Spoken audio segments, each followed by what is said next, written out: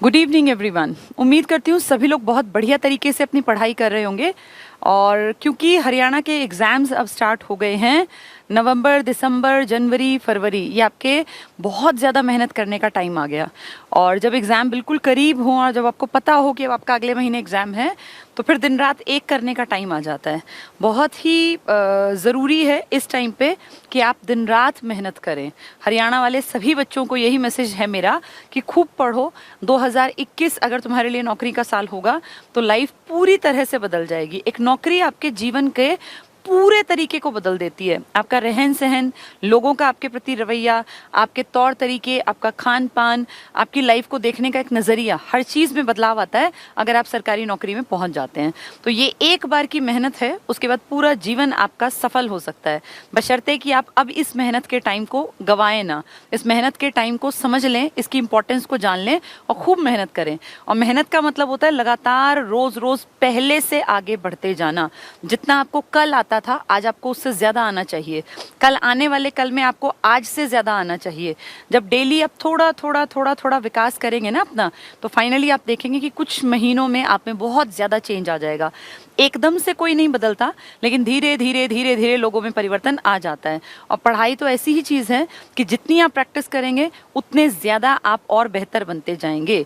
ये स्किल है, जिसने जितनी ज़्यादा इसमें मेहनत लगा ली वो उतना ज़्यादा कामयाब होगा। ठीक है, चलिए एक बहुत इंपॉर्टेंट टॉपिक मैं आपको पढ़ा रही थी, हरियाणा की राजनीतिक और कौन सी संरचना, प्रशासनिक।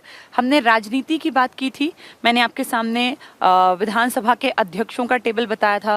मैंने आपके सामने हरियाणा के सीएम कौन रहे, फिर कितनी बार आपके यहाँ राष्ट्रपति शासन लगा, फिर आपके यहाँ राष्ट्रपति शासन से पहले सीएम कौन था, राष्ट्रपति शासन के बाद सीएम कौन था और क्या से क्या डेट थी, सब कुछ कल कई बार बताया था ताकि आपके दिमाग में वो छप जाए। उम्मीद है आपको याद भी हो गया होगा अगर आपने मेहनत की होगी तो। देखो, तुम्हारे बदले की मेहनत मैं नहीं कर सकती, मैं अपने हिस्से की मेहनत कर सकती हूँ, तुम्हें अपने हिस्से की मेहनत खुद करनी है। कोई भी आदमी दूसरे, मैं अपनी बेटा बेटी के हिस्से की मेहनत भी नहीं कर सकती। हर आदमी को अपने हिस्से की मेहनत खुद करनी है, अपनी किस्मत खुद बदलनी है। अगर आपका जन्म एक बिल्कुल नॉर्मल परिवार में हुआ है तो आप उस परिवार को बेहतर रास्ते पे ले जा सकते हैं, बशर्ते आप इस चीज के लिए इच्छा रखते हो, पढ़ने को तैयार हो। अब जिसने कल के टॉपिक को ऐसा बना लिया कि क्या मजाल जो एक नंबर कट जाए तो वो कैसे पीछे रह जाएगा, ऐसे ही आज जो टॉपिक कराऊंगी उसको इतना परफेक्ट बना लेना कि अगर कोई सीएम की लिस्ट से क्वेश्चन आए, कोई विधानसभा अध्यक्ष की लिस्ट से क्वेश्चन आए, या कोई हाई कोर्ट से क्वेश्चन आए, या कोई पुलिस कमिश्नरी से क्वेश्चन आए, तो हमारा एक नंबर भी कहीं पॉइंट में भी मिस नहीं होना चाहिए। उसके लिए चाहिए क्या, एकाग्र होकर कंसंट्रेशन के साथ एक चीज को पूरी तरह से तैयार करना। इसलिए कल मैंने वो टॉपिक कई बार कराया। मैं चाहती कल इस टॉपिक को पूरा करा देती। ये एक दिन का टॉपिक है, लेकिन मुझे पता है कि ये टफेस्ट टॉपिक में से है, लास्ट तक भी बहुत लोगों को समझ नहीं आता और इसमें बहुत दुनिया नंबर गवाती है। ये सब हम पढ़ चुके हैं, ये सब मैंने आपको पढ़ा दिया। विधानसभा अध्यक्ष का टेबल मैंने पढ़ा दिया था, इसमें बताया था कौन ज्यादा बार बना, पहली कौन थी महिला, पहला मेल अध्यक्ष कौन था, अभी कौन है, तो ये सब नाम आपको याद करने थे। फिर कौन ऐसा था जो विधानसभा अध्यक्ष से सीएम की कुर्सी पर गया, कितने थे ऐसे, ये सब चीजें बार बार पढ़ते हैं ना तब याद होती हैं। फिर लोकसभा और राज्यसभा की सीटें भी हमने पढ़ी थी। राज्यपाल के बारे में कल हमने पढ़ना स्टार्ट किया था। फिर राज्यपाल का जो टेबल था ये हमने पढ़ा था, याद होगा ना। राज्यपाल कभी भी उस राज्य का आदमी नहीं बनता, बाहर के आदमी बनते हैं। तो सबसे लंबा राज्यपाल आपके यहाँ वीएन चक्रवर्ती थे, कार्यकाल में ही डेथ हुई, वरना हो सकता है और लंबा आंकड़ा चला जाता, 67 से उल्टा कर दो 76 तक। ठीक है, फिर हमने रणजीत सिंह नरूला जी का नाम देखा था। नरूला जी आपके हाई कोर्ट के चीफ जस्टिस थे और आपके राज्यपाल भी बने। ठीक है, फिर जयसुखलाल हाथी जी का नाम देखा था। हरचरण सिंह बराड़ जी हैं जो बाद में जाके पंजाब के सीएम भी बनेंगे 90s के अराउंड। सुरजीत सिंह संधवालिया हैं, हाई कोर्ट के चीफ जस्टिस भी रहे और उसी दौरान आपके राज्य को भी संभाल लिया, राज्यपाल की कुर्सी पर संभाला तो कुछ ही दिन, लेकिन फिर भी काम तो किया। जीडी तपासे, गणपत देव जी तपासे, बताया था तपासे और मंडल, धनिकलाल मंडल, इनके टाइम में उथल पुथल मची हुई थी आपकी राजनीति में। सैयद मुजफ्फर हुसैन बरूनी, ये भी लंबे टिक गए। हरि आनंद बरारी जी ने भी सही काम किया। धनिकलाल मंडल, राजनीतिक उथल पुथल का काल था ये। महावीर प्रसाद, बाबू परमानंद, ओम प्रकाश वर्मा, सबसे छोटा कार्यकाल। सबसे लंबा किसका था, वीरेंद्र नारायण चक्रवर्ती, सबसे छोटा वर्मा जी का कार्यकाल था। ठीक है, फिर किदवई जी, जगन्नाथ पहाड़िया, सोलंकी और अभी प्रेजेंट में सत्यदेव नारायण आर्य, कहाँ के हैं, बिहार के। ये हम पढ़ चुके थे। मुख्यमंत्री का टेबल भी हमने पढ़ लिया था और हमने देखा था कि अभी जो मुख्यमंत्री हैं यहाँ तक आने में एक लंबी सीरीज को हम पढ़ते हुए आए थे, जिसमें पहले वाले का नाम था पंडित बीडी शर्मा, फिर उसके बाद थे राव वीरेंद्र सिंह जी। पहले गैर कांग्रेसी भी हैं, पहले कह लीजिए लोकल पार्टी के भी हैं, क्योंकि कांग्रेस के नहीं हैं तो इनकी पार्टी का नाम था विशाल हरियाणा पार्टी। पहले मेल स्पीकर थे आपकी विधानसभा के, क्योंकि उससे पहले शन्नो देवी थी जो इंडिया की पहली फीमेल स्पीकर थी, ठीक है। फिर राष्ट्रपति शासन ठीक 1 साल 1 महीने के बाद आपके यहाँ, क्योंकि आप 1 नवंबर 1966 को आप कहते हैं हरियाणा बना, तो ये 2 नवंबर 1967 से 1968 5वें महीने तक चला था। दूसरा राष्ट्रपति शासन आपके याद होगा ना, 4-6 4-6 77 77 91 91, बीच वाले में 20 आएगा, फिर ऊपर 21, फिर नीचे 22। वहां कितना था 2, फिर नीचे 3, फिर 6, 2 तिया 6 होते हैं, उसको 30 कर देना, यानी 30 4 77 से इधर गए तो 20 6 77, और नीचे वाले में देखा हमने तो 6 4 91 से, और पीछे गए तो कितना 20 21 22 था ना, यानी 22 6 91, ठीक है। चलिए, इससे पहले कौन था हमें पता होना चाहिए, इसके पहले वाला भी और बाद वाले भी। तो राव वीरेंद्र सिंह जी, फिर बंसीलाल।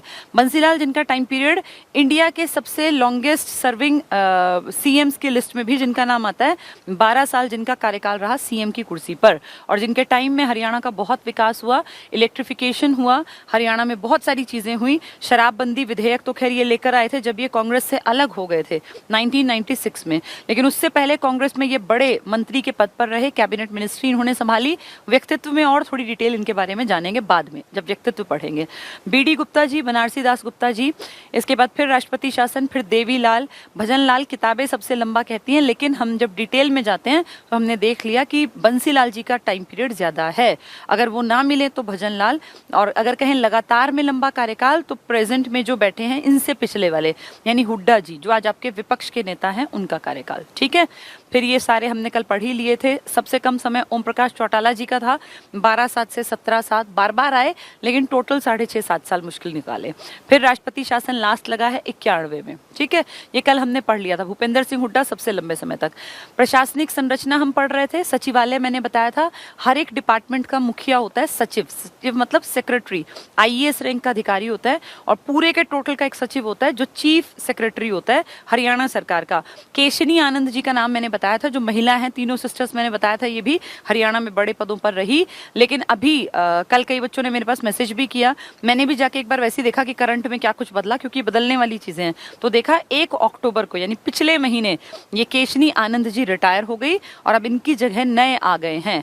आपने हर्षवर्धन का नाम सुना है ना, ऐसे ही नए आ गए हैं जिनके नाम के साथ भी वर्धन लगता है, विजय वर्धन। तो हर्षवर्धन जैसा याद कर लो, वर्धन नाम के एक आपके यहाँ नए chief secretary of Haryana government बन गए हैं, और वो भी रिटायर हो जाएंगे अब अगले साल मार्च के आसपास शायद वो रिटायर हो जाएंगे। तो चलो तब तक तो हम याद रखें, केशनी आनंद जो है वो हटी हैं अभी अक्टूबर में स्टार्टिंग में, और अब बन गए हैं आपके वर्धन। तो अपने हर्षवर्धन से वर्धन याद कर लेना, ठीक है।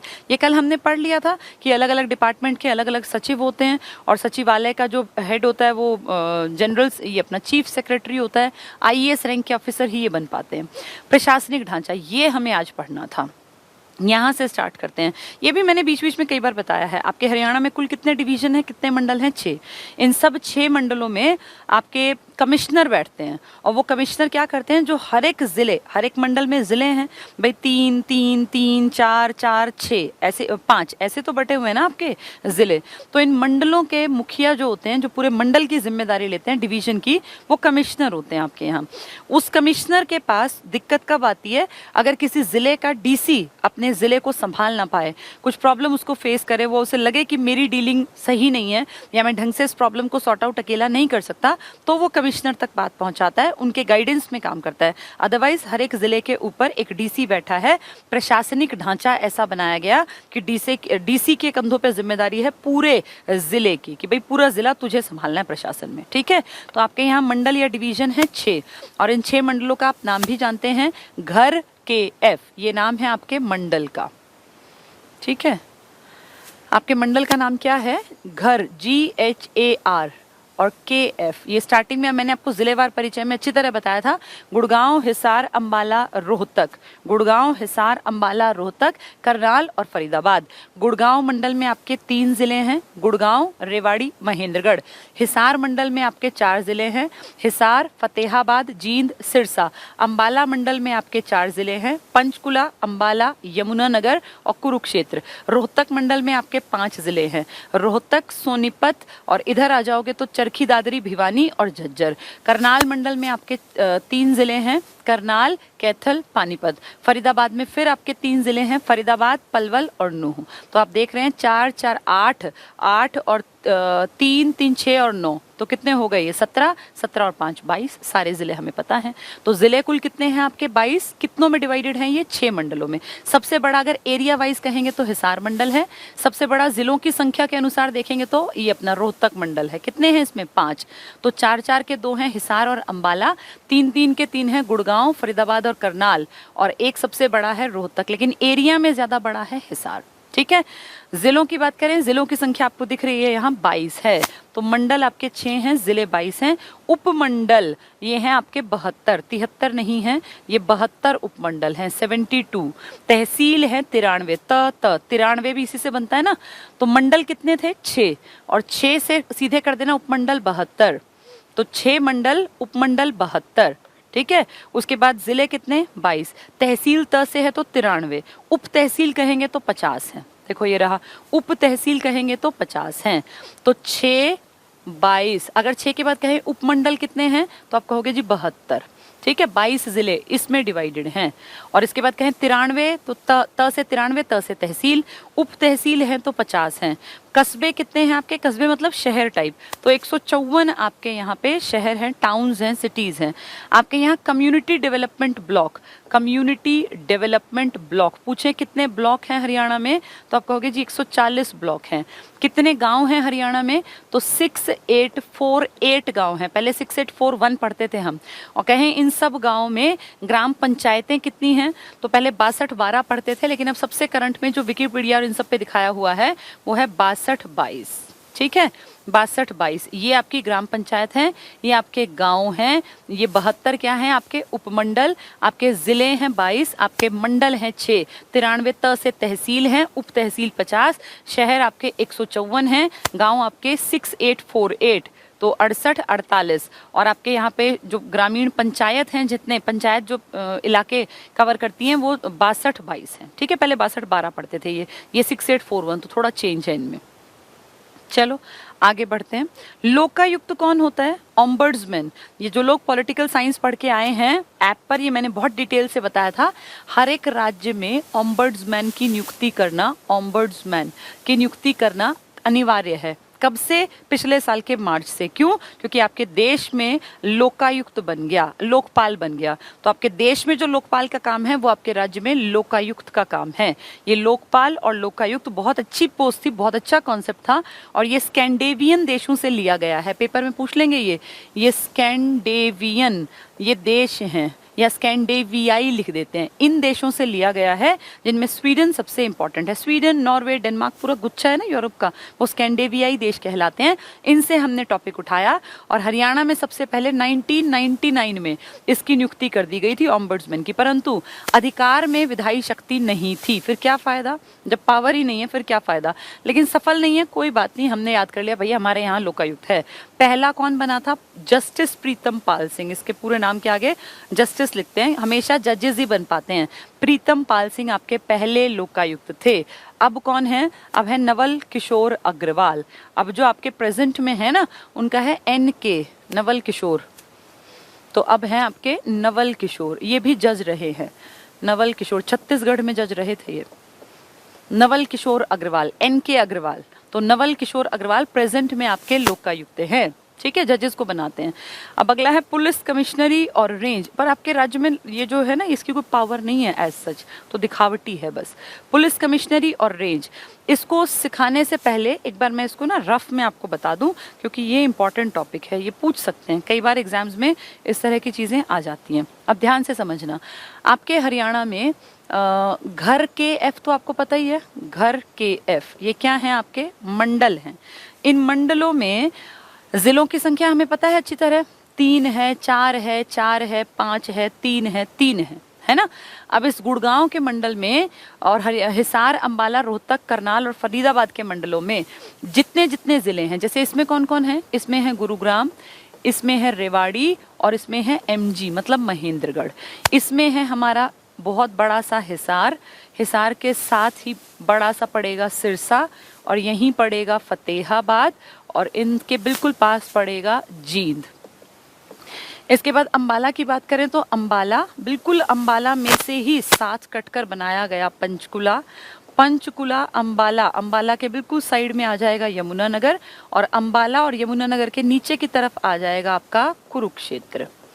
ठीक है, फिर आएगा रोहतक, रोहतक मंडल तो सबसे बड़ा है अगर नंबर की बात करें। रोहतक, रोहतक के साइड में आता है सोनीपत, इसी तरफ इस तरफ जाते हैं तो आ जाता है भिवानी और भिवानी से काट के अलग हुआ चरखी दादरी और फिर एक इसके नीचे की तरफ पड़ता है झज्जर। ठीक है, करनाल की बात करें तो करनाल, करनाल के नीचे और ऊपर की तरफ जाओगे तो कैथल और करनाल के नीचे की तरफ देखोगे तो पानीपत। ठीक है, इसके बाद आ गया फरीदाबाद, लास्ट हमारा फरीदाबाद, फरीदाबाद के बिल्कुल साथ लगता है पलवल और पलवल के साथ लगता है नूह जिसका पहले नाम था मेवात। ठीक है, ये हैं आपके सारे जिले, ये मंडल और इन मंडलों में पड़ने वाले जिले। तो अब ध्यान से सुनो, इन मंडलों में जैसे हमने देखा भाई डीसी काम करता है, अब डीसी काम करेगा तो प्रशासन का काम करेगा, वो लॉ एंड ऑर्डर का काम थोड़ी करेगा। भाई कहीं चोरी हो गई, कहीं पे कोई मर्डर हो गया, कहीं कोई गलत काम हो गया, कहीं शराब अवैध तरीके से बिक रही है तो डीसी थोड़ी जाएगा, उस कंडीशन में पुलिस काम करेगी। ये दो चीजें एक साथ मिलकर काम करती हैं, क्या क्या, पुलिस और प्रशासन। पुलिस का मेन काम होता है क्राइम को रोकना, लॉ एंड ऑर्डर को फॉलो करवाना। डीसी का काम होता है प्रशासन का काम देखना। तो लॉ एंड ऑर्डर और प्रशासन इकट्ठे चलेंगे। अगर लॉ एंड ऑर्डर नहीं है तो फिर इसका मतलब डीसी भी काम करने में दुखी होगा। अगर आपके जिले में लॉ एंड ऑर्डर अच्छा है तो डीसी को भी काम करना आसान है। अब डीसी का काम होता है भाई सुरक्षा बनाए रखना, लेकिन उस सुरक्षा में वो पुलिस वाला काम थोड़ी करता है। पुलिस वाला काम करेगा उसी के अंडर जो मतलब उसी के जिले में जो एसपी होगा, एसपी मतलब सुपरिटेंडेंट ऑफ पुलिस। तो एसपी आईपीएस ऑफिसर होता है, डीसी आईएएस ऑफिसर होता है। आईपीएस को पुलिस का सारा काम क्राइम लॉ एंड ऑर्डर देखना होता है और जो डीसी है इसका काम होता है प्रशासन में बाकी चीजें ठीक चले। भाई तहसीलदार अपना काम ठीक करे, पटवारी अपना काम ठीक करे, गांव में बिजली पानी की दिक्कत ना हो, तो इस तरह की सारी चीजों की जिम्मेदारी है आपके डीसी की। किसी गांव में जब कई दिन तक बिजली नहीं आती, पानी नहीं पहुंचता, ट्रांसपोर्टेशन की दिक्कत होती है, नालियां साफ नहीं होती, तो देखो डीसी को ज्ञापन दिया जाता है। कहीं क्राइम ज्यादा होता है, गड़बड़ियां होती है तो फिर पुलिस स्टेशन के सामने जाके लोग जो हैं और ये डीएसपी और एसपी के सामने गुहार लगाते हैं। देखा होगा ना आपने ऐसा, कारण ये दो मिलके आपके राज्य के हर जिले को संभालते हैं।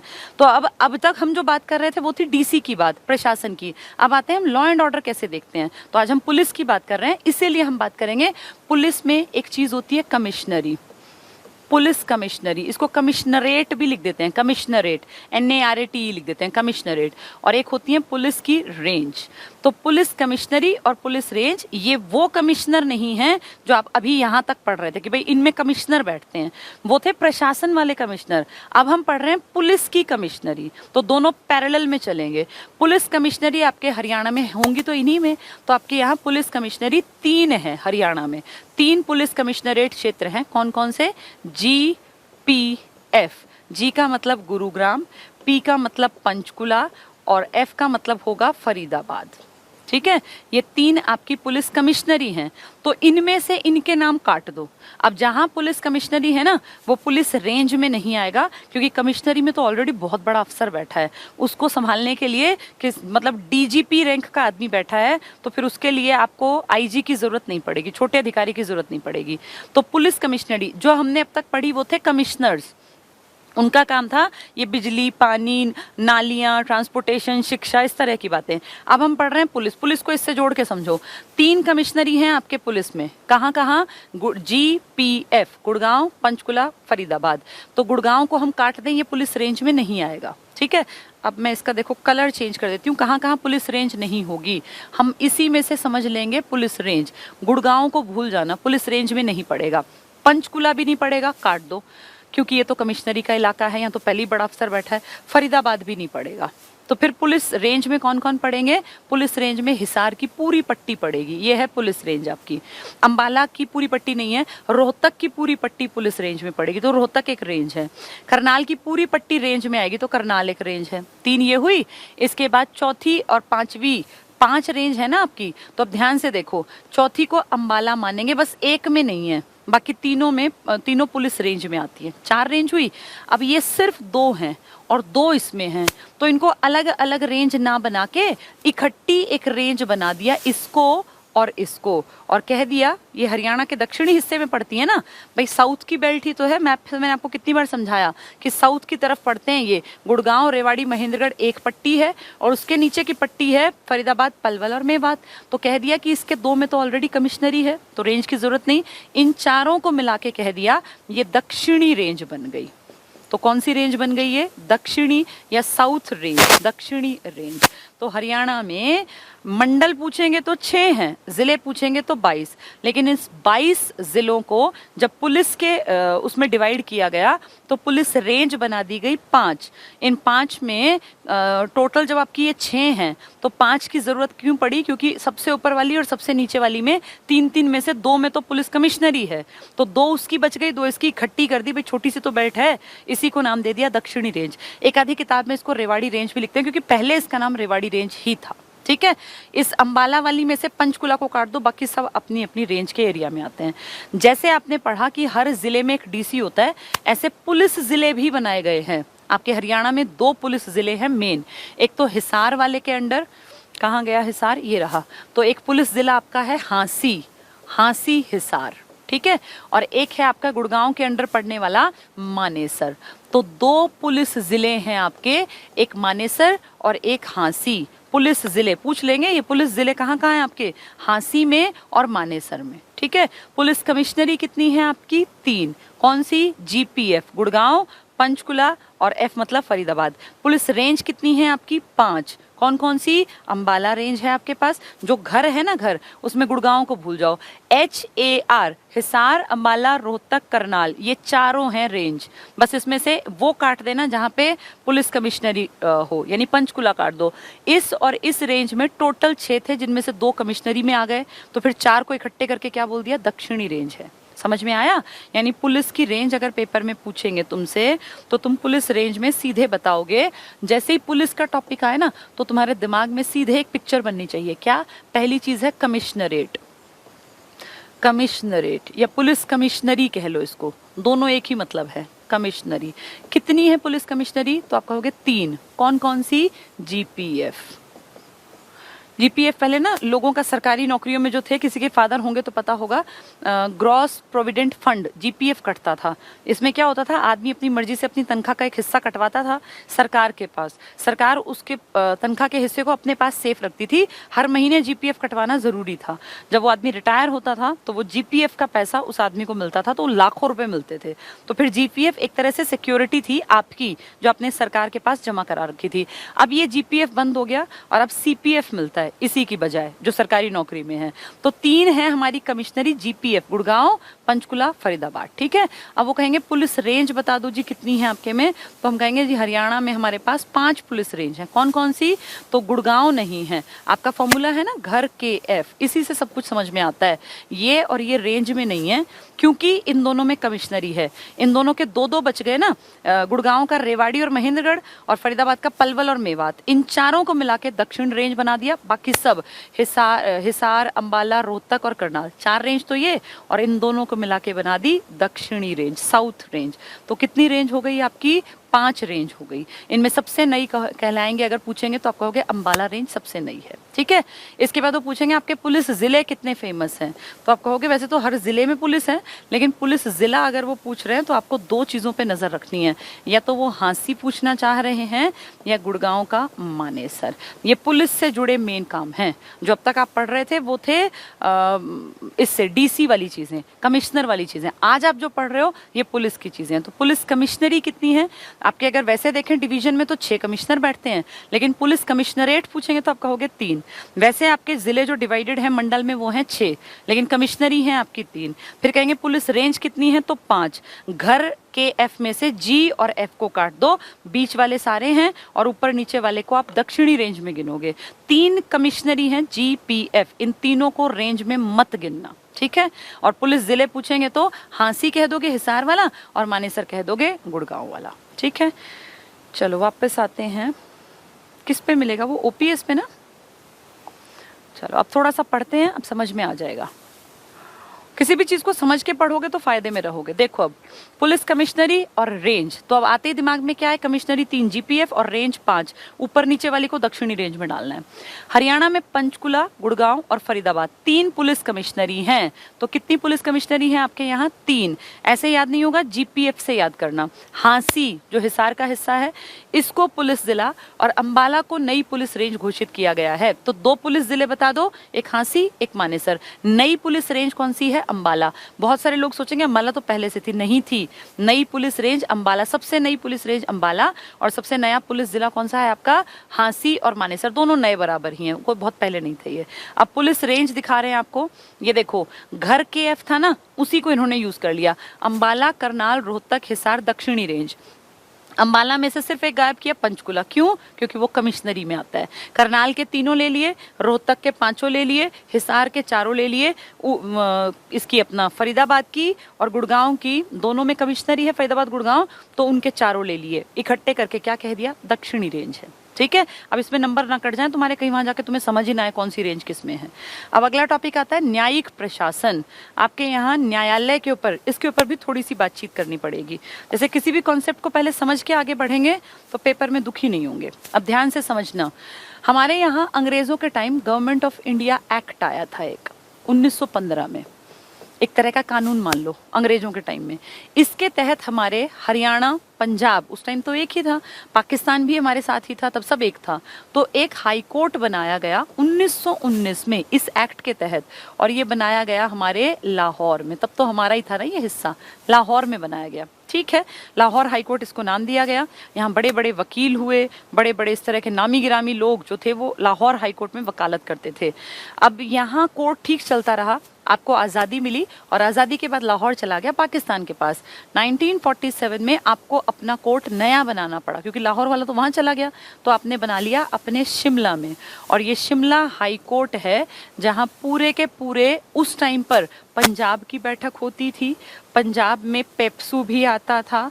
पंजाब में पेप्सू पता होगा ना, Patiala and eastern Punjab states union, इसमें आप हरियाणा वाले भी शामिल थे। इसकी दिल्ली तक बैठक थी, और उस टाइम पे जो हिमाचल प्रदेश का पहाड़ी इलाका था ना, उसके सारे केस भी यहीं आते थे। यही कारण है कि जब गांधी जी को मारा नथुराम गोडसे ने, तो उसका मुकदमा शिमला हाई कोर्ट में चला। शिमला हाई कोर्ट में क्यों चला, क्योंकि तब दिल्ली हाई कोर्ट में था ही नहीं, ना ही कोई चंडीगढ़ हाई कोर्ट था, तब तो शिमला हाई कोर्ट था। शिमला हाई कोर्ट ठीक ठाक चला, बढ़िया काम चलता रहा। आप आज़ाद हो चुके थे, आपका देश गणतंत्र बन चुका था। फिर फाइनली आपके इस हाई कोर्ट को, जो आपका प्रेजेंट में हाई कोर्ट है, इसको चेंज कर दिया गया। यानी शिमला से उठा के 1955 में जहां आज आपका हाई कोर्ट है ना, जिसको आप कहते हैं चंडीगढ़ में स्थित है, यहाँ ले आए चंडीगढ़ हाई कोर्ट। ये चंडीगढ़ हाई कोर्ट तो मैं बस वैसे ही बोल रही हूँ, इसका नाम है Punjab and Haryana high court. Punjab and Haryana high court स्थित कहाँ है, ये चंडीगढ़ में, तो इसलिए हम कहते हैं चंडीगढ़ हाई कोर्ट है। हाई कोर्ट स्थित है, लेकिन उसका नाम Punjab and Haryana high court है। 55 में जब उठ के आए तब यहाँ थे, ठीक है। ये उम्मीद है समझ में आ गया होगा। बैकग्राउंड है आपका हाई कोर्ट स्टार्टिंग से चंडीगढ़ में नहीं था।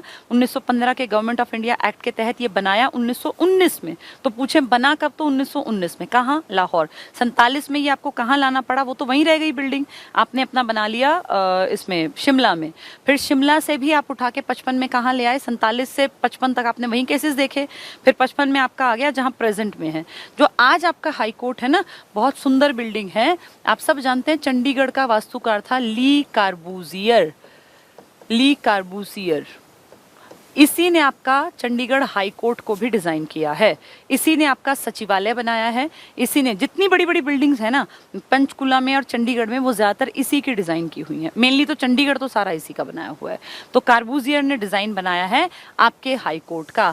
आपके हाई कोर्ट में कुछ नाम ध्यान से सुनना, जैसे एक नाम है मेहर, एक नाम है रामलाल, एक है मेहर सिंह। ठीक है, ये क्यों इंपॉर्टेंट है? जब हरियाणा, पंजाब यानी भारत से बात करते हैं, भारत जब आज़ाद हुआ तो आपके यहाँ पर जो चीफ जस्टिस थे, जैसे आपका कोर्ट भाई वो लाहौर की तो बिल्डिंग वहीं रह गई, आपका भी तो कोर्ट यहाँ आएगा। तब 47 में जब आप आज़ाद हुए तो यहाँ पे रामलाल नाम के वकील थे, मतलब चीफ जस्टिस थे इस इलाके के, कि भाई इनके अंडर सब कुछ चलेगा। फिर जब हम लोग इसको 1966 में जब हमने हरियाणा को अलग करवा लिया पंजाब से, तब इस चंडीगढ़ हाई कोर्ट में हेड थे मेहर सिंह। ऐसे पूछ लेते हैं एग्जाम में। अभी जो हाई कोर्ट में है वो अलग आदमी है, सबके बारे में पढ़ेंगे एक एक करके। अभी ध्यान से सुनना, आपके हाई कोर्ट की ज़रूरत कितने जजेस हों, ये ज़रूरत टाइम टू टाइम बदलती रहती है और इसकी संख्या निश्चित कर सकता है आपके देश की जो ये है ना लोकसभा राज्यसभा, जिसको आप कहते हैं भाई संसद डिसीजन ले सकती है कि आपके यहाँ हाई कोर्ट में जजेस बढ़ाने हैं या घटाने हैं। तो एट प्रेजेंट अगर आप 2020 की बात करते हैं तो आपके यहाँ पर 58 जजेस हैं एट प्रेजेंट जो आपके यहाँ काम कर रहे हैं। इनमें से 17 जजेस हैं आपके एडिशनल, जिनको कि एक्स्ट्रा के रूप में रखा गया है, और जो बच गए, इसमें कितने बच गए? 39 बचे ना शायद, हाँ 9 7 16, ये तो 56 होना चाहिए, फिर 58 नहीं, 58 नहीं है, 56 है। अच्छा 58 पहले थे, 2018 तक ये 58 थे। आपके 2018 के पेपर में आया था एक क्वेश्चन, 18 या 19 के में, कि कितनी है, तो एचएसएससी ने 58 ठीक माने। लेकिन अगर इसको आप आज की डेट में देखोगे तो सबसे नया आंकड़ा 56 की बात करेगा। इसमें 17 एडिशनल है और जो बच गए 39 बचेंगे ना, अब ये बनेगा 56। तो 39 आपके परमानेंट जजेस और 17 एडिशनल, ये आपका प्रेजेंट का आंकड़ा है। कितने हो सकते हैं? तो हो सकते हैं, पहले 88 हो सकते थे, लेकिन अब ये संख्या 85 पर है कि 85 जजेस आपके यहाँ मैक्सिमम हो सकते हैं, जिनमें 21 एडिशनल होंगे। तो 21 इसमें से माइनस कर दोगे तो जो बच गए, कितने बच गए? 5 में से 1 गया 4, और ये कितने बचेंगे? 64 है ना। ये परमानेंट जजेस ये हो सकते हैं, आप रखेंगे नहीं इतने क्योंकि आपको जरूरत ही नहीं पड़ती। जैसे वो था ना कि भाई मैक्सिमम नंबर एमपी कितने हो सकते हैं, तो हम कहते थे 552 हो सकते थे, लेकिन थे कितने हमारे? 545। फिर हमने देखा निर्वाचित कितने थे? इतने। तो इसी तरह के आंकड़े ये हैं जो मैंने अब लिखे हैं। आपके प्रेजेंट का आंकड़ा पूछे तो 56 है, 17 एडिशनल है तो माइनस कर देना, ठीक है। और अगर पूछे मैक्सिमम कितने हो सकते हैं? 85। पहले 88 हो सकते थे, इनमें 21 एडिशनल आएंगे। तो इस तरह से प्रेजेंट का आंकड़ा और हो सकते हैं का आंकड़ा अलग अलग होता है। अब क्वेश्चंस बहुत सारे उठ सकते हैं, पूछ सकते हैं कि क्या आपके हरियाणा हाई कोर्ट में कोई ऐसा चीफ जस्टिस रहा है जो देश में सुप्रीम कोर्ट तक पहुंचा हो? तो बिल्कुल रहे हैं। 2 हाई कोर्ट में आपके में ऐसे चीफ जस्टिस रहे हैं जो देश के सुप्रीम कोर्ट में चीफ जस्टिस बने ऑफ इंडिया। एक तो आपके चीफ जस्टिस थे, एक सीजेआई बने चीफ जस्टिस ऑफ इंडिया। आपके यहाँ सबसे लंबा टाइम पीरियड किसने देखा, सबसे छोटा टाइम पीरियड किसने देखा? इस तरह के क्वेश्चन पेपर में आ सकते हैं। या पूछ लेंगे जब आप आज़ाद हुए तब आपका हाई कोर्ट में कौन जज था, या जब इंडिया गणतंत्र घोषित हुआ तब कौन था 26 जनवरी 50 को। या पूछ लेंगे जब आपकी बिल्डिंग बनी तब कौन था 55 में। या पूछ लेंगे जब हरियाणा बना 66 में तब कौन था। तो इस तरह के क्वेश्चंस बनते हैं। चलो पढ़ते हैं। उच्च न्यायालय हाई कोर्ट। भारतीय संविधान में प्रत्येक राज्य के लिए एक उच्च न्यायालय की व्यवस्था की गई है, लेकिन 7वां संविधान संशोधन, याद है 7वां आपके राज्यों से संबंधित था 1956 में। तो इसमें कहा कि अगर जरूरत ना हो तो 2 राज्यों का इकट्ठा बना देना हाई कोर्ट। भाई नहीं है जरूरत, जनसंख्या कम है, 1 बना दो। तो क्या कहा? 7वें संविधान संशोधन 56 द्वारा संसद को अधिकार, देखो ये पॉइंट काम के होते हैं। पूछेंगे कि कौन 2 राज्यों का इकट्ठा बनाएगी, तो संसद। इस संसद ने हरियाणा, पंजाब और चंडीगढ़ का साझा हाई कोर्ट बनाया। आपने नहीं बनाया, संसद ने डिसाइड किया। को अधिकार दिया गया कि वो 2 या 2 से अधिक राज्यों, जैसे कि हम हैं, हम 2 हैं ना, और एक संघ राज्य क्षेत्र जैसे कि अपनी चंडीगढ़ है, के लिए एक संयुक्त उच्च न्यायालय, यही तो है आपका, 2 राज्य और 1 यूटी है आपके साथ, की स्थापना कर सकती है। किसने किया है? ये संसद ने। कौन सा अमेंडमेंट? 7th अमेंडमेंट 1956 में। तो संसद ने हम तीनों का साझे का हाईकोर्ट बना रखा है। हरियाणा राज्य, पंजाब और हरियाणा उच्च न्यायालय के अधीन है। तो हम किस में आते हैं? हरियाणा और पंजाब, इस हाई कोर्ट का नाम चंडीगढ़ हाई कोर्ट नहीं है, ये नाम है पंजाब और हरियाणा हाई कोर्ट के अधीन है। और पंजाब और हरियाणा उच्च न्यायालय चंडीगढ़ में स्थित है या स्थापित है। पंजाब और हरियाणा हाई कोर्ट की स्थापना 20 मई 1919 को, ये पेपर में पूछ लेंगे कब की गई थी, 20 मई 1919 को इसकी स्थापना की गई थी। ये एग्जाम में ऐसी चीजें आती हैं। क्या इससे पहले कोई एक्ट आया था? बिल्कुल एक्ट आया था। एक्ट आया था आपके यहाँ पर 1915 में, GOI act, government of India act, अंग्रेज लेकर आते थे ना, उसके बाद 19 में ये स्थापित हुआ। और कहाँ स्थापित हुआ? लाहौर में। ठीक है, इसे लाहौर हाई कोर्ट के नाम से जाना जाता था। और मैंने शायद बताया भी हो कि इस लाहौर की खूबसूरती से कहीं ना कहीं पाकिस्तान हमें एक, जैसे होता है ना भाई किसी दूसरे को चिढ़ाना कि देखो लाहौर जैसा खूबसूरत हमारे पास शहर है, तो फिर पंडित नेहरू ने कहा था कि हम इससे बहुत खूबसूरत शहर बसाएंगे और इसीलिए आपका चंडीगढ़ बसाया गया। तो जो आपका हाई कोर्ट था ना, वो लाहौर से उठ के पहले शिमला आया और फिर वो आ गया चंडीगढ़ में, क्योंकि चंडीगढ़ टक्कर का था, बल्कि इनफैक्ट ज्यादा बेहतर था। ठीक है, तो देश की स्वतंत्रता के पश्चात 15 अगस्त 47 को इसकी स्थापना, वो लाहौर तो गया, शिमला में की गई। और इसके अंतर्गत पूरा पंजाब आया, हिमाचल आया और दिल्ली का क्षेत्र भी शामिल था। तभी दिल्ली में जब गांधी का मर्डर हुआ तो उस आदमी को जिसने गोली मारी, उसको जो बैठक उसको लेके गए ना, उसको शिमला हाई कोर्ट में सारा उसका मामला हिमाचल प्रदेश में चला था। 17 जनवरी 55 को, अभी 55 याद रखना, इसका स्थानांतरण शिमला से चंडीगढ़ किया गया। तो 47 में शिमला, पहले 19 में लाहौर, 47 में शिमला, 55 में चंडीगढ़ जहां आज है। पंजाब, हरियाणा और संघ क्षेत्र यानी यूटी चंडीगढ़ के लिए एक संयुक्त उच्च न्यायालय पंजाब और हरियाणा हाई कोर्ट, ये नाम है इसका, चंडीगढ़ हाई कोर्ट मत बोलना, की स्थापना 1 नवंबर 66 को की गई। तो जो आपका ये इकट्ठा साझे का है, पहले चंडीगढ़ अलग थोड़ी था, तो चंडीगढ़ तो पंजाब का हिस्सा था, हम भी पंजाब का हिस्सा। तो अगर कहें कि इन सबका साझे का हाई कोर्ट, तो आप कहोगे जिस दिन हरियाणा बना, जिस दिन आपका हरियाणा बना उसी दिन चंडीगढ़ यूटी बना, और उसी दिन कह दिया तुम तीनों का साझे का हाई कोर्ट कहाँ रहेगा? चंडीगढ़ में। ठीक है, नेक्स्ट है जिला और सत्र न्यायालय। आपके यहाँ या कहीं भी, सिर्फ आपके यहाँ नहीं, कहीं भी 2 तरह के कोर्ट होते हैं। एक कोर्ट होते हैं जो आपका जमीनी विवाद देखते हैं, छोटे मोटे मामले देखते हैं, और एक कोर्ट होते हैं जहां बड़े क्राइम्स, कोई मर्डर है या कोई उगाही या बड़े स्तर पे कोई बहुत बड़ा क्राइम कर दिया, तो ऐसा नहीं कि सबको मिक्स कर देते हैं, अलग अलग दीवानी और फौजदारी अपने यहाँ ये बनाए जाते हैं न्यायालय। तो कहीं सेशन जज बैठते हैं, कहीं डिस्ट्रिक्ट जज बैठते हैं, अलग अलग होते हैं ये। अब देखो इसमें क्या बता रहे हैं, प्रत्येक जिले में 2 प्रकार के न्यायालय होते हैं। हर जिले में दीवानी मतलब पैसे वाले या इस तरह के मामलों के लिए जिला न्यायालय, डिस्ट्रिक्ट कोर्ट जो कि हर डिस्ट्रिक्ट में मिलेगा, सोनीपत में भी है, पानीपत में भी है, और फौजदारी जो क्राइम से जुड़े हैं मामलों के लिए सेशन न्यायालय। तो जो सेशन जज होते हैं ना, वो क्रिमिनल केसेस को देखते हैं, उनको सुनते हैं, और जो ये डिस्ट्रिक्ट जज होते हैं ना, ये अपने नॉर्मल से जो केसेस होते हैं ना, इनको देखते हैं। तो किसी भी राज्य में 2 ही तरह की दिक्कतें आती हैं, या तो कोई भाई पैसे का मामला देखेंगे, कोई जमीनी विवाद होगा, कोई विवाह शादी टाइप की बातें हैं, कोई बच्चा गोद लेने के मामले हैं, तो ये कहाँ जाएंगे? नॉर्मल केसेस में आएंगे। लेकिन कोई क्राइम, मर्डर और इस तरह के बड़े कोई जो क्राइम होते हैं उनको देखेंगे अपने सेशन कोर्ट वाले। ये डिस्ट्रिक्ट कोर्ट, वो सेशन कोर्ट। ठीक है, तो दीवानी फौजदारी। नेक्स्ट क्या कह रहे हैं, अब इनकी जब इनका सिलेक्शन होगा ना, तो उसमें राज्यपाल का भी योगदान होगा। जिला न्यायाधीशों की नियुक्ति, पद स्थापना और पदोन्नति राज्यपाल द्वारा राज्य के उच्च न्यायालय के परामर्श से की जाती है। यानी राज्यपाल जो लोअर लेवल की, देखो अगर आपके हाई कोर्ट में जज लगना है ना, आपके हरियाणा वाले हाई कोर्ट में, तो फिर राष्ट्रपति के हाथ से वो मिलेगा। राष्ट्रपति सबकी नियुक्ति करेगा हाई कोर्ट में, एक एक की, चाहे वो 58 थे, चाहे 56 है, चाहे 88 हो, चाहे 85, सबकी नियुक्ति करेगा राष्ट्रपति। लेकिन जब छोटे लेवल के कोर्ट की बात आएगी, आपके डिस्ट्रिक्ट कोर्ट की, आपके सेशन कोर्ट की, तो फिर राष्ट्रपति तो पागल हो जाएगा, कितने डिस्ट्रिक्ट होंगे पूरे देश में, हजारों डिस्ट्रिक्ट में हजारों, कैसे वो जजेस को बनाएगा। तो इसलिए फिर वो काम दे दिया राज्यपाल अपने आप देखे, क्योंकि राज्यपाल को तो अपने राज्य को देखना है, तो राज्यपाल उस काम को कर देगा। ये देखो ये ना, राज्यपाल के परामर्श, राज्यपाल किससे बातचीत करेगा? हाई कोर्ट के परामर्श। हाई कोर्ट वालों को तो उसने दिल्ली से भेजा हुआ है। राजस्व न्यायालय क्या है? इसके अंतर्गत भू राजस्व है, जो भैया ये लेन देन टाइप के होते हैं ना भाई, जो टैक्स वगैरह जमीनी टाइप की बातें, इसके मामले जिले के उपायुक्त यानी डीसी और उपमंडल अधिकारी के अधिकार क्षेत्र में आते हैं, तो वो लोग सुन देते हैं। बहुत जगह मजिस्ट्रेट टाइप के इस तरह से बैठ जाते हैं ये। ग्राम न्यायालय, क्या गांव में भी न्यायालय होते हैं? बिल्कुल, इसमें लोगों ने, अच्छा हाई कोर्ट नीचे है, ठीक है। कोई दिक्कत नहीं, मुझे लगा कहीं हाई कोर्ट का टॉपिक ही ना हो।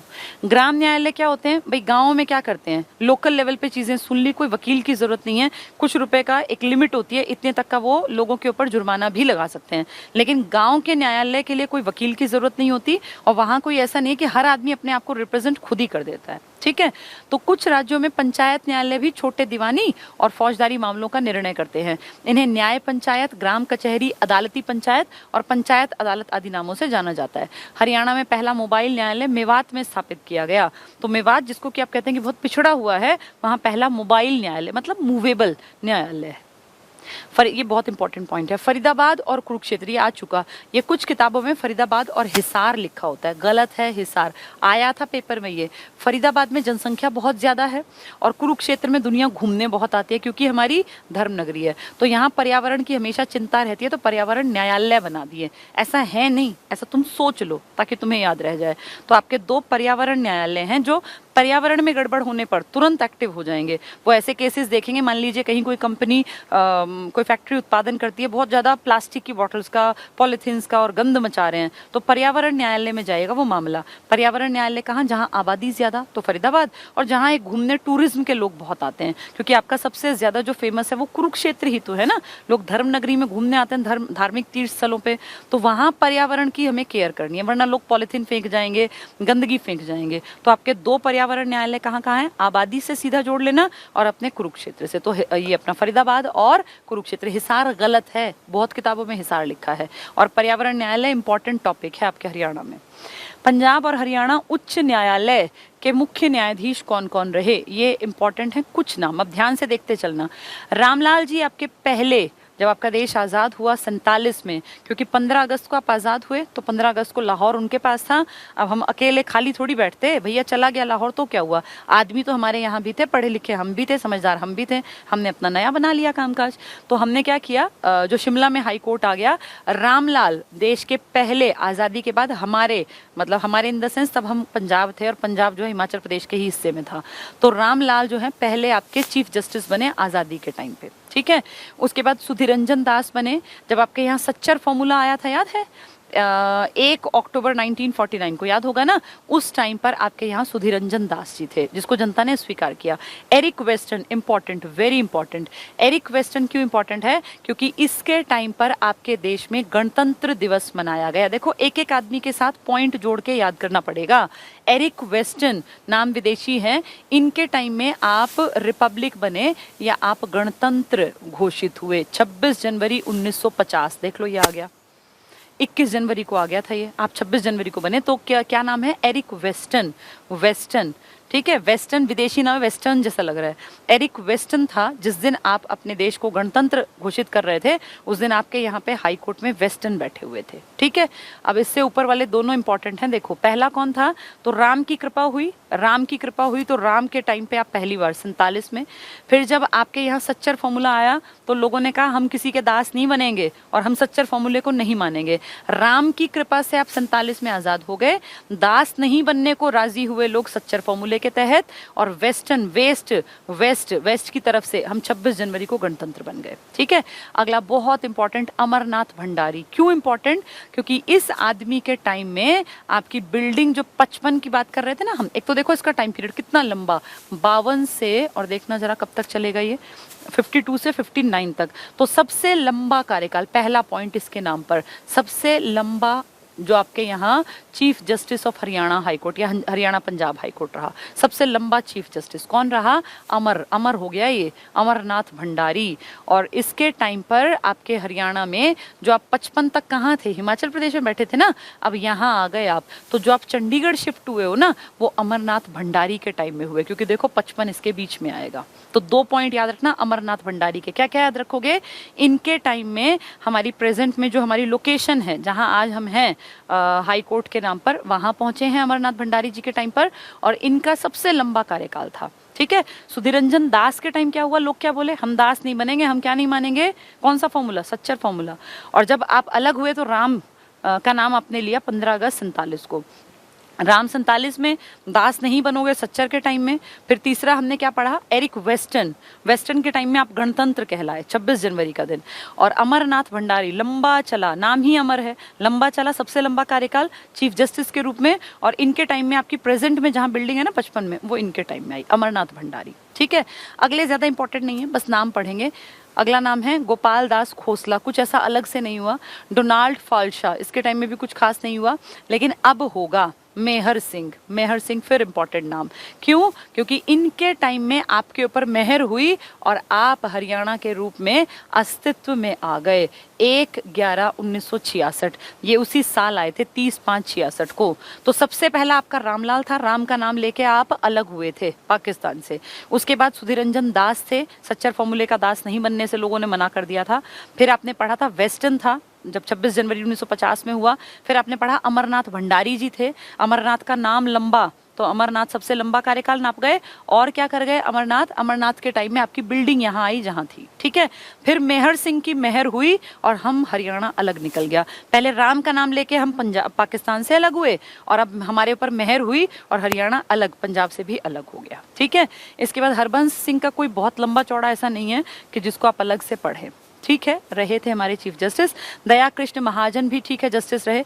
रणजीत सिंह नरूला, ये नाम मैं कल परसों 2 दिन लगातार आपको बता रही थी, नरूला और संधवालिया अगर आपके दिमाग में हो तो रणजीत सिंह नरूला और सुरजीत सिंह, रणजीत सिंह सुरजीत सिंह मैंने कई बार बोला था 2-3 दिन, और संधवालिया, इन दोनों के टाइम पीरियड को देखो। और ये वो टाइम पीरियड है जब आपके राज्य का राज्यपाल काम नहीं कर रहा था, इसीलिए आपके राज्य के राज्यपाल की कुर्सी पर आपके हाई कोर्ट का चीफ जस्टिस बैठा था। 2 आदमी हैं जो चीफ जस्टिस भी रहे और आपके बीच में अपने चीफ जस्टिस की कुर्सी से उठ के वो राज्यपाल की कुर्सी पर बैठे। कौन है वो 2 आदमी? नरूला और संधवालिया। ये सबको याद रखना है, ये न्यायपालिका के हेड हैं और वो कार्यपालिका का हेड होता है। राज्यपाल हमेशा बाहर का आदमी ही बन सकता है। ठीक है, तो संधवालिया और नरूला हम पहले भी पढ़ के आए थे, फिर पढ़ लिया।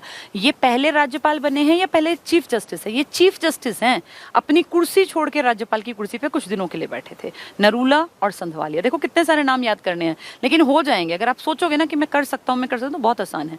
पहला कौन था? राम की कृपा आपके ऊपर हुई, राम की कृपा हुई तो आपका देश आजाद हो गया, 47 में था। फिर आपने कह दिया जी हम नहीं बनेंगे किसी के दास, हम क्यों सीखे पंजाबी, तो वो क्या नाम था उस आदमी का? उसके नाम में दास आएगा। ठीक है, क्या नाम था? सुधारंजन, कुछ सुधारंजन करके था ना उसका नाम, दास करके आया, सुधीरंजन, सुधीरंजन दास। इसके बाद कौन आया? वेस्टर्न, जिसके टाइम में 26 जनवरी 50 का दिन आया आपके सामने। फिर आपने देखा अमरनाथ, सबसे लंबा कार्यकाल 52 से 59 का, और उनके टाइम में आपकी प्रेजेंट वाली बिल्डिंग में आप शिफ्ट हुए। फिर आपके ऊपर मेहर हुई और 66 में आप जो ये है हरियाणा राज्य अलग लेके बैठ गए। इसके बाद 2 हमने पढ़े, ये देखो ये पढ़ा था ना, मेहर सिंह, हरबंस सिंह, ये इतना इंपॉर्टेंट नहीं है। रणजीत सिंह नरूला और सुरजीत सिंह संधवालिया, ये दोनों आपके चीफ जस्टिस भी थे और ये आपके राज्यपाल भी रहे। ठीक है, आगे बढ़ते हैं। प्रेमचंद जैन कोई बड़ा काम नहीं है, हृदयनाथ सेठ, ठीक है, ऐसे ढेर आए हैं। अब ये 35-36 कैसे याद करोगे, इतना आसान नहीं होता, नहीं करने, सिर्फ मेन बात याद रखना। देवी सिंह तेवतिया का एक इंपॉर्टेंट पॉइंट है, सबसे कम समय, लंबा समय किसका था? अमरनाथ भंडारी जी का, 52 से 59 ना, इनका सबसे कम समय है 15/10/87 से 29/10/87। तो ऐसा क्यों हुआ होगा? क्योंकि ये तो रिटायर हो गए होंगे, 62 साल में रिटायरमेंट है ना इन लोगों की, तो जो बनते हैं वो जल्दी ही रिटायर भी हो सकते हैं। कई बार तो ऐसा भी, अभी जो आपके ये है ना सीजेआई बोबड़े जी, जो आपके सीजेआई हैं, ये भी तो अब रिटायर हो जाएंगे कुछ दिन बाद ही, तो ये बहुत लंबे नहीं बैठ पाते, क्योंकि इनको बनते बनते ही ये 60 के हेरफेर में आ जाते हैं। 62 हाई कोर्ट से रिटायरमेंट की एज है और 65 सुप्रीम कोर्ट से, तो इसलिए बहुत लंबा कार्यकाल निकालना तब पॉसिबल है अगर आप यंग एज में आ गए हैं, अदरवाइज एज आते आते ही इनकी 60 के आसपास आ जाते हैं। तो सबसे कम समय का देवी सिंह तेवतिया, ठीक है, सबसे कम समय देवी, सबसे लंबा समय अमरनाथ, और जब आप आजाद हुए तब राम, और जब आप अलग हुए पंजाब से तब मेहर। तो ये याद रखने पड़ेंगे बार बार पढ़ पढ़ के। इसके बाद अगला है वीर स्वामी रामा स्वामी, इनके टाइम में तो कुछ खास है नहीं, लेकिन हाँ ठीक है, इसमें कुछ वैसा अलग से बताने का नहीं है। शांति स्वरूप दीवान है, ये गुप्ता जी के टाइम भी कुछ नहीं हुआ, वर्मा इनके टाइम में कुछ नहीं हुआ, 1991। फिर इसके बाद ऐसा कोई बड़ा नाम नहीं है, जैसे ऐसे तो नाम चलते रहेंगे। तीरथ सिंह ठाकुर, अब थोड़ा सा ध्यान देना, तीरथ सिंह ठाकुर ये वो नाम है जो हरियाणा चंडीगढ़ पंजाब हाई कोर्ट से उठ के सुप्रीम कोर्ट के सीजेआई बने, यानी चीफ जस्टिस ऑफ इंडिया। पूरे भारत में ये मुख्य न्यायाधीश बने, ऑल ओवर इंडिया के सबसे बड़े जस्टिस। तो ये हमारे लिए प्राउड की बात है कि इन्होंने हरियाणा के लिए भी काम किया है। सिर्फ 2 ही हुए हैं, एक ये और एक रंजन गोगोई जो पीछे तक भी थे, बोबड़े से पहले, ये भी CJI बने।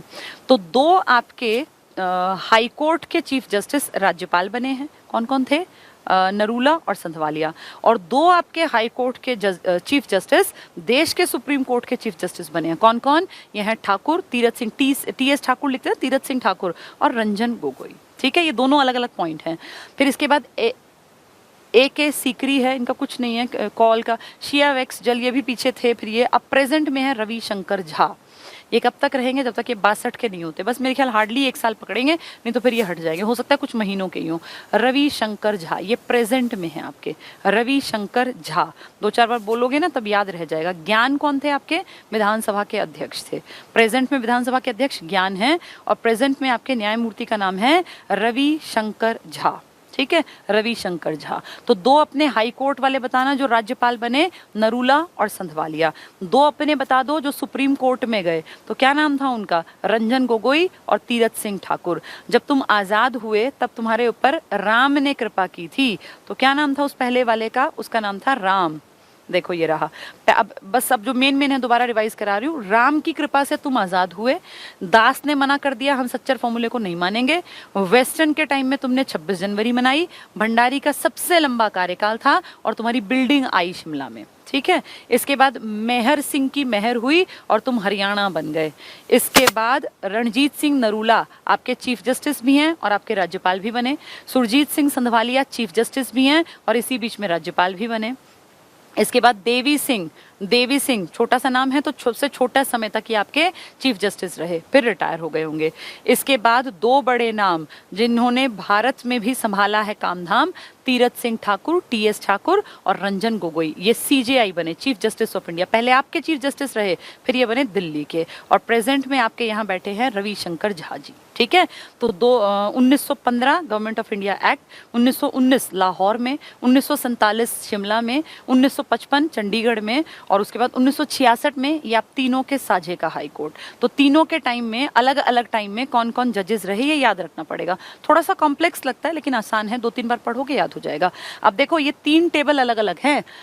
विधानसभा अध्यक्षों का टेबल अलग था जिसमें हमने याद किया कौन अध्यक्ष CM बना, सबसे लंबा कार्यकाल, सबसे छोटा कार्यकाल। फिर एक पढ़ा हमने CM का टेबल, भाई सबसे लंबा, लगातार में लंबा, दिनों में लंबा, ज्यादा बार, छोटी बार, राष्ट्रपति शासन, पहले कौन बाद में कौन। और आज हमने पढ़ लिया अपने हाई कोर्ट के जजेस कि कौन कौन रहे किस किस टाइम पर। ठीक है, तो ये सब एक दिन में पढ़ते हैं तो दिमाग में आएंगे नहीं, इसलिए मैंने 2-3 दिन लगाए हैं इस टॉपिक पे। ये टफ टॉपिक है और इम्पॉर्टेंट है एग्जाम के लिए, तो इसको ध्यान से अपने घर, किताब सबके पास होगी, ये आपका टॉपिक जो है ना किताब में ही दिया हुआ है, तो किताब में इसको देख लेना और इसको पढ़ लेना। कई बार लोग पूछते हैं कि मैम ये कौन सा है ये टॉपिक, तो ये टॉपिक है आपका पेज नंबर 199 पर है। ये हरियाणा की राजनीतिक और प्रशासनिक संरचना, ये जो मैंने बुक लगवा रखी है ना, इस किताब से मैं करवा रही हूँ। ये मैंने अपने यहाँ सेंटर में लगवा रखी थी और इसमें मैंने ये 1-1.5 साल कोशिश करके मैक्सिमम चीजें जो हरियाणा के एग्जाम्स में आती थी और जितनी मुझे लगी कि इंपॉर्टेंट है एग्जाम के पॉइंट ऑफ व्यू से,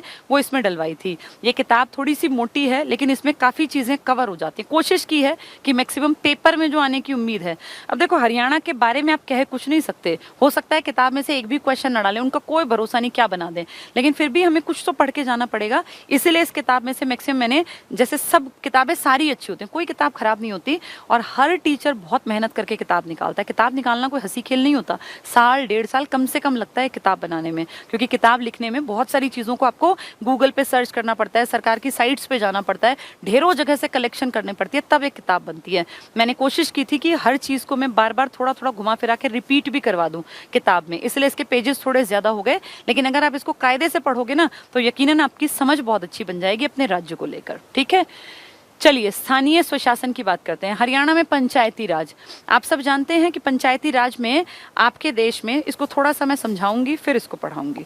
देखो मैं कल परसों लगातार से बात कह रही हूँ, मैं अगर आप सोचोगे मैं बहुत जल्दी सिलेबस कराऊं तो मैं बिल्कुल नहीं कराऊंगी। मैं चाहती हूँ आपके पेपर बहुत अच्छे जाएं, लेकिन वो पेपर ऐसे ना हो कि वो जब आए तभी आप भागें।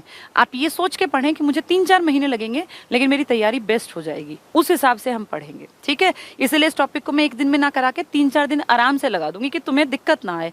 कोई तुमसे हाई कोर्ट का कोई कहीं से कुछ क्वेश्चन पूछे, तुम्हारा नंबर ना कटे, चाहे वो कहीं से कुछ भी घुमा फिरा के पूछ ले। तो अब हम आज जो बात कर रहे हैं पंचायती राज की, आप अच्छी तरह जानते हैं हरियाणा में पंचायती राज है, इलेक्शन होते हैं आपके यहाँ। पंचायती राज आपके यहाँ कब लागू हुआ था, ये बहुत कम लोग जानते होंगे। 99% लोग कहेंगे 1992 में, नहीं हुआ था। हरियाणा में पंचायती राज लागू हुआ है, जो अधिनियम है 1994 में। आपके देश में पंचायती राज के लिए जो अधिनियम बन गया था ना, वो बन गया था 24 अप्रैल 1992 को। लेकिन क्योंकि पंचायती राज राज्य सूची का विषय है, तो आपने इस पर और टाइम लगाया।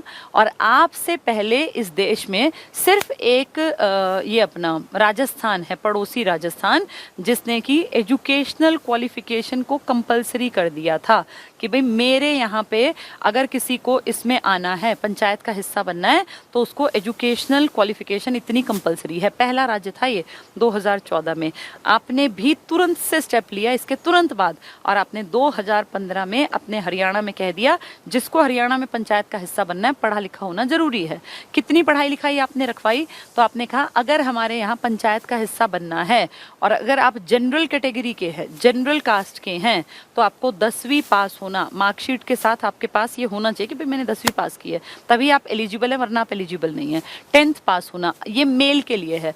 अगर जनरल कैटेगरी की फीमेल है या मान लीजिए कोई भी SC मेल है, तो इसके लिए कंपलसरी कर दिया भाई 8वीं पास करो, क्योंकि औरतों को थोड़ा सा कम पढ़ाते थे ना आज से। भाई जो औरत आज सरपंच बनना चाहती है उसकी उम्र कम से कम, या पंचायत में आना चाहती है, कम से कम 21 साल होगी।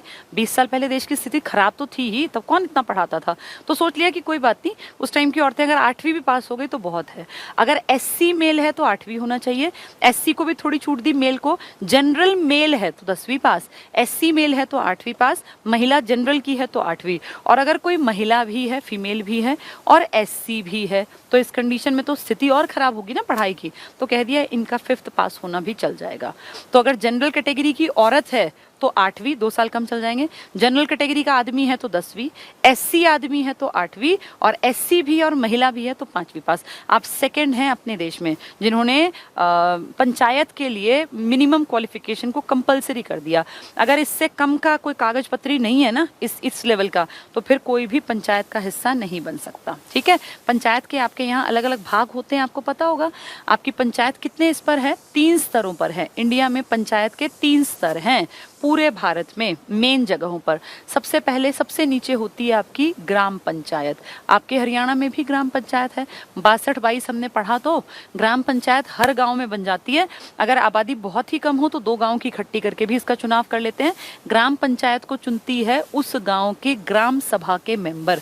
ग्राम सभा कौन होती है, किसी भी गांव के 18 साल प्लस के सभी आदमी और औरतें ग्राम सभा के ऑटोमेटिकली मेंबर बन जाते हैं। जिस भी गाँव में 18 साल से प्लस का कोई भी लड़का या लड़की है, तो वो ऑटोमेटिकली, उसका आधार कार्ड बना है, उसका वोटर कार्ड बना है, तो वो ग्राम सभा का मेंबर है। ये ग्राम सभा का मेंबर बनने की उम्र 18 है। इसी ग्राम सभा में से कोई उठ के ग्राम पंचायत का इलेक्शन लड़ेगा, और इलेक्शन लड़ने के लिए उसकी उम्र होनी चाहिए 21 साल। यानी पहले ग्राम सभा का मेंबर बना जाता है, उसके बाद ग्राम पंचायत का मेंबर बना जाता है। ठीक है, ग्राम पंचायत के इलेक्शन ग्राम सभा करती है। ये सब मिल बैठ के मीटिंग्स करते हैं। पंचायत तो सिर्फ 5-6 आदमियों की, 7 आदमियों की हो सकती है, लेकिन ग्राम सभा में पूरे गांव के जो एडल्ट लोग होते हैं वो सब आते हैं। और ये है आपके यहाँ पे कि साल में कम से कम 2 बैठक ग्राम सभा की करनी चाहिए, जिसमें गांव की औरतें, गांव के आदमी, गांव के बुजुर्ग सब आएंगे। और ग्राम सभा डिसीजन लेती है कि भाई हमारे गाँव में फलाना गली बननी चाहिए, ये वाली नालियाँ बननी चाहिए, इस तरह की चीज़ें। ये मतलब प्लान रखती है। फिर उसके ऊपर एग्जीक्यूशन का काम होता है ग्राम पंचायत का। ये जाके सीधे कॉन्टैक्ट में रहती है सरकार की कौन सी नीतियां आ रही हैं गांव के विकास के लिए, सरकार का कौन सा फंड हम ले सकते हैं। तो इस तरह की सारी चीजों में पंचायत के लोग एक्टिव रहते हैं। ग्राम सभा ग्राम से संबंधित डिसीजंस लेती है, उन डिसीजंस को फाइनल करती है ग्राम पंचायत। एक पूरे एरिया के गांव मिलकर एक ब्लॉक का निर्माण करते हैं, और उससे बन जाती है ब्लॉक परिषद, या ब्लॉक समिति कह लीजिए, ब्लॉक समिति। ठीक है, ब्लॉक समिति, इसमें एक पूरे ब्लॉक, मान लीजिए एक ब्लॉक था, इसके पूरे गांव इसमें शामिल होते हैं और इसमें उस एरिया का, इस ब्लॉक का कोई ना कोई एमएलए भी होगा ना, वो एमएलए भी शामिल होता है, प्लस गांव के पंचायत के सभी जो पंच होंगे ना हर गांव के, क्योंकि ब्लॉक में बहुत सारे गांव हैं, तो हर गांव के जो सरपंच होंगे वो इसके कांटेक्ट में होंगे, उस एरिया का जो एमएलए होगा वो इसका मेंबर होगा और इसमें डायरेक्ट चुने हुए लोग भी जनता के द्वारा पहुंचते हैं। फिर तीसरे लेवल पर आते हैं सारे ब्लॉक मिला के पूरे जिले के और बन जाती है जिला परिषद, जिसमें जिला पार्षद चुने जाते हैं, जिला परिषद। इस जिला परिषद में उस एरिया के एमएलए तो आएंगे ही आएंगे, अब एमपी भी आएंगे। तो देखो अब ये राजनीति का रूप पकड़ने लग गया। यहाँ कोई एमएलए एमपी नहीं आया, यहाँ गांव के लोग आए, ग्राम सभा के लोग आए, ग्राम पंचायत ने डिसीजन ले लिए भाई गांव में क्या कुछ करना है। फिर एक पूरे एरिया के, एक पूरे ब्लॉक के, ब्लॉक का डिवीजन है ना आपके यहाँ, अभी हम पढ़ रहे थे कम्युनिटी डेवलपमेंट ब्लॉक 140 हैं, तो उन ब्लॉक्स में फिर ब्लॉक समिति बनती है। फिर उस पूरे एरिया के जो सरपंच होते हैं वो कांटेक्ट में रहते हैं, भाई इस एरिया के डेवलपमेंट के लिए क्या करें, यहाँ ट्रांसपोर्टेशन की सुविधा चाहिए हमें, या हमारे इलाके में बिजली की कमी है, या हमारे इलाके में अच्छे स्कूल्स नहीं हैं, तो इस तरह की चीज़ें देखते हैं। तो ब्लॉक सारे मिला के फिर क्या बना देते हैं, जिला। तो ब्लॉक में आ जाते हैं एमएलए और जिले में आ जाते हैं एमपी और एमएलए, ठीक है। तो अब यहाँ राजनीतिक पार्टियां भी आप देख रहे हो एक्टिव होने लग जाती हैं। तो ये हैं आपके पंचायत के 3 स्तर और इन तीनों स्तरों को रिकमेंड किया था बहुत पहले एक आदमी ने जिसका नाम था बलवंत राय मेहता, और उसकी सिफारिशों को मानकर सबसे पहले राजस्थान के नागौर जिले ने 2 अक्टूबर 1959 को अपने यहाँ पंचायती राज लागू किया। हमने पंचायती राज कानूनी तौर पर, जिसको हम कहें मान्यता मिलने के बाद, तो वो जब संविधान में संशोधन हुआ, 73वां संविधान संशोधन और 74वां शहरी के लिए, तब हमने 1992 में वो हुआ ना, 1994 से हम लोगों ने इसको प्रोफेशनली कि हाँ भाई अब हमने भी प्रॉपर तरीके से जैसे कहा गया कानून के तहत या संविधान के तहत वैसे काम करना स्टार्ट कर दिया, ठीक है। चलिए, उम्मीद करती हूँ कौन कंडक्ट करवाता है, कौन कंडक्ट कराता है मैं आपके यहाँ पर, एक तो होता है चुनाव आयोग जो देश के इलेक्शंस कंडक्ट कराता है।